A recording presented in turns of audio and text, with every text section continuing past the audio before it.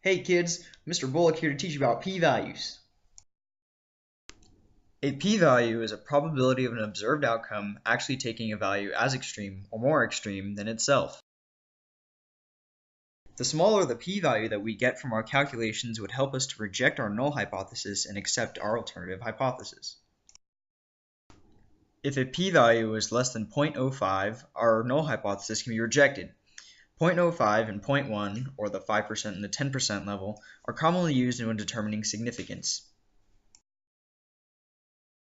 So, if a p-value is less than 0.05, then the assumed value would occur less than 5% of the time.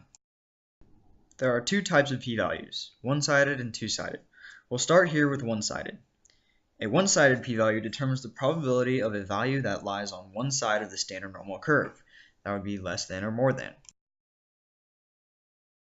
An example of a one-sided p-test is shown in example 10.11. Diet Colas use artificial sweeteners to avoid sugar. These sweeteners gradually lose their sweetness over time. Trained testers sip the cola and assign a sweetness score of 1 to 10. The cola is then retested after some time and the two scores are compared to determine the difference in sweetness after storage. Bigger differences indicate bigger loss of sweetness. We are trying to determine if the data provided is good enough evidence to support the claim that the cola lost sweetness. The observations are a simple random sample of 10 and a standard deviation of 1, and our calculated mean is 0.3. We use this formula to calculate our sample standard deviation. Using the formula, we get 0.316.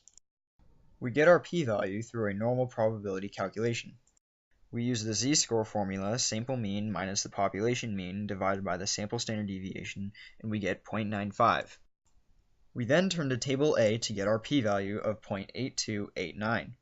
This calculation is to the left of the curve, but we need to find the value to the right of the curve.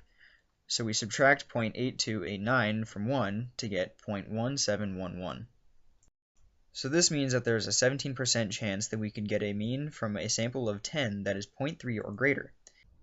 This does not give us enough evidence against our null hypothesis.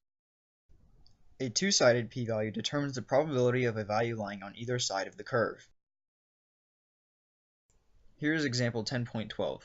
Suppose that the z-test statistic for a two-sided z-test is z equals 1.7.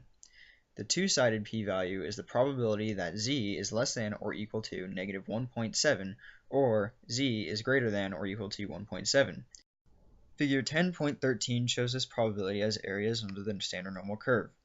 Because the standard normal distribution is symmetric, we can calculate this probability by finding the p-value z is greater than or equal to 1.7 and doubling it. So we would calculate a one-sided p-value, but multiply it by 2 because it's the same on both sides.